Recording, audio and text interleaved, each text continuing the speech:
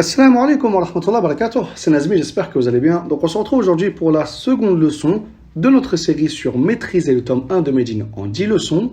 Et aujourd'hui on va voir Adawatul Istifham, les particules d'interrogation.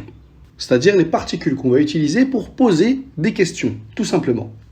Comme à notre habitude, on va faire un tableau récapitulatif dans lequel on verra toutes les particules que vous devez connaître. Et de cette manière, on va résumer en un cours ce que vous aurez vu en 5 cours normalement. Donc pour ceci, on va s'aider d'un tableau de 2 colonnes. La première, Adatul Istifham, la particule en question, et la deuxième colonne, As-Su'al, c'est-à-dire un exemple où l'on va utiliser cette particule pour poser une question. Donc premièrement, Men, qui veut dire qui. On dira Men huwa, qui est-il? Deuxièmement, Ma, qui veut dire quoi ou qu'est-ce que. On dira Ma hadha, qu'est-ce que c'est que ceci. Troisièmement, Madha, qui a le même sens que Ma. On dira Madha taf'al, qu'est-ce que tu fais.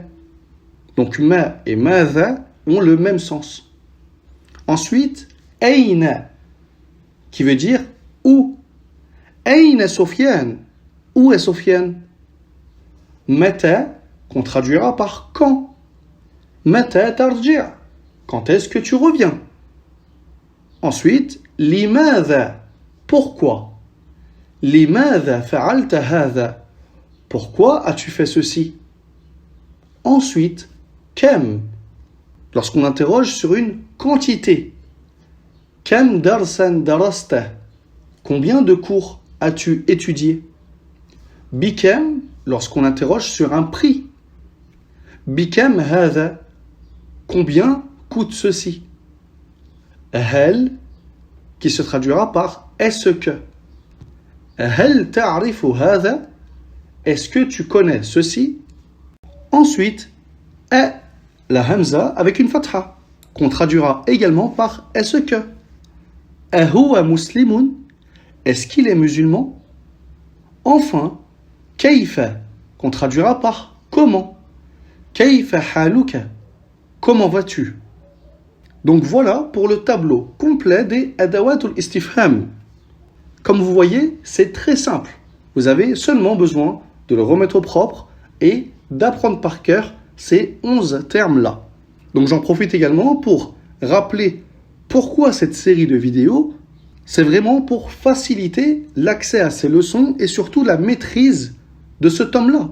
Lorsqu'on voit la leçon sur Adawatul Istifham en 5 cours, dans le premier cours, on voit Ma, A et Men. Dans le 4e cours, on voit Aina et Madha. Puis dans les autres cours, on voit encore d'autres particules. On peut très bien réunir ces particules-là dans un seul tableau afin de cerner cette leçon et mieux la comprendre, tout simplement. Donc voilà pour aujourd'hui. J'espère que ce cours vous aura été profitable. Et moi, je vous dis à très vite, Inch'Allah, dans la 3e leçon.